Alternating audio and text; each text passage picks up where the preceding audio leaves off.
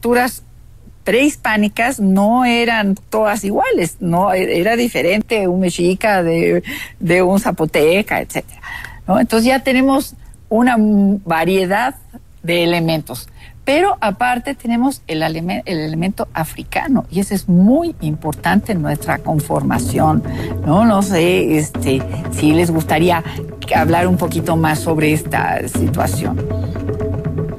Hay varias cosas viendo un poco las cifras. La catástrofe demográfica fue terrible.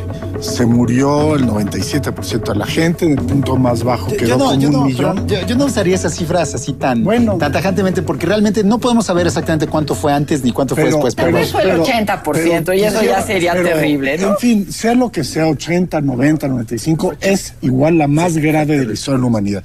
Pero, aún así, en todo el periodo colonial, siempre los indios fueron más que los españoles, los criollos, los mestizos, los negros. Cuando México se independiza, la mayoría de la población es indígena. Es indígena, es más de 3 millones y todos los demás son algo menos de 3 millones. Y por otro lado, la mayoría de estos indios, que son la mayoría siguen viviendo en sus pueblos, no tanto en las ciudades españolas o en empresas españolas, y la mayoría de entre sus pueblos siguen hablando sus propias lenguas indígenas.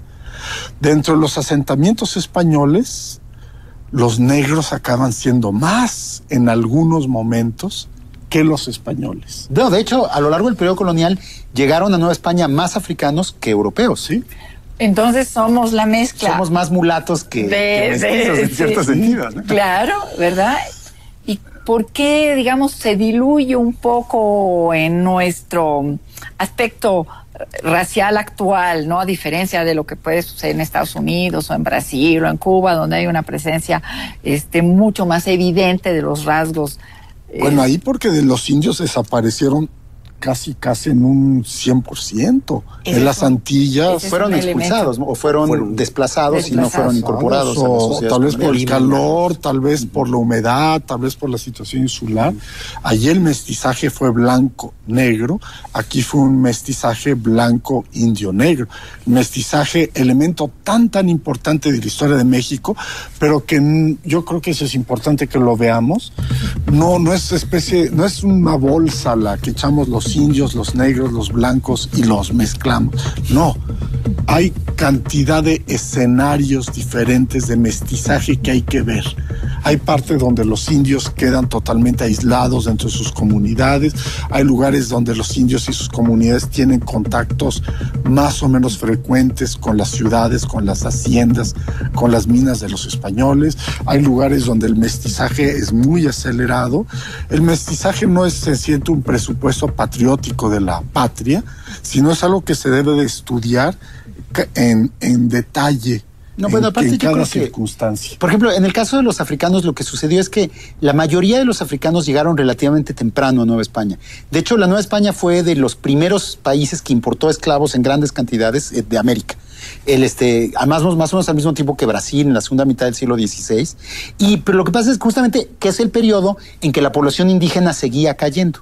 Sí. Pero justamente cuando a mediados del siglo XVII la población indígena empieza a recuperarse, baja el número de esclavos importados, y entonces lo que sucede es que los esclavos van perdiendo importancia económica dentro de la Nueva España, salvo en ciertas regiones, ¿no? Porque también, hablando justamente de las regiones de las que habla Rodrigo, tienen más importancia siempre, por ejemplo, en la zona de las costas, donde la población indígena cayó más abruptamente, como en Veracruz y Oaxaca. Por eso a la fecha es ahí donde están las comunidades de origen africano más identificables, porque el peso demográfico de los esclavos siempre fue más importante ahí. Sí, son importantes en la minería, por ejemplo, en ciertas regiones mineras, todo eso, pero en general baja la importancia, se reduce la importancia de la esclavitud a partir del siglo XVII, y muchos esclavos se mezclan con la población.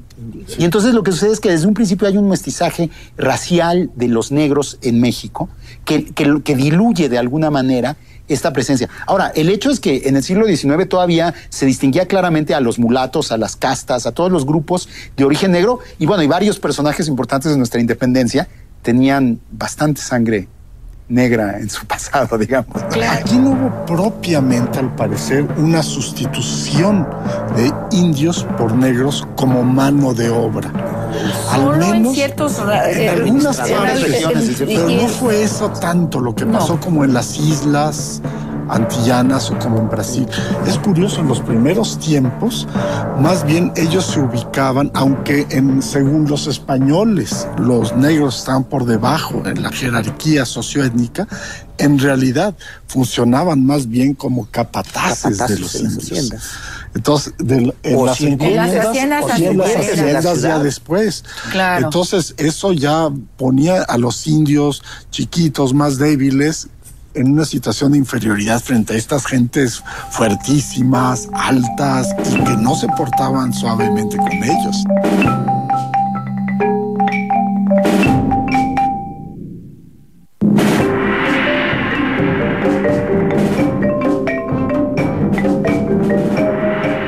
Según los españoles, los negros estaban por debajo en la jerarquía socioétnica.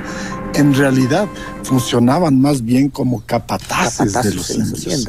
Eso ya ponía a los indios chiquitos, más débiles, en una situación de inferioridad frente a estas gentes fuertísimas, altas, y que no se portaban suavemente con ellos. Es muy interesante llegar a este punto porque había un régimen jurídico diferente para los diferentes grupos sociales, ¿no?